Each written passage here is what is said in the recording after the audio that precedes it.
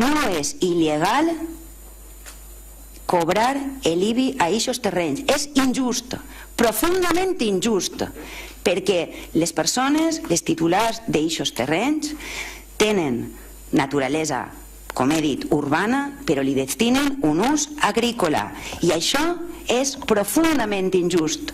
Des de la regidoria d'urbanisme i des de l'equip de govern compartim la indignació dels veïns. Per això ja en l'any 2011 demanarem la resolució contractual i per això la primera de les mesures de la regidoria d'urbanisme ha sigut iniciar el procés per a la derogació del planejament en aquest àmbit. Per tant, crec que era necessari i imprescindible aclarir determinats conceptes.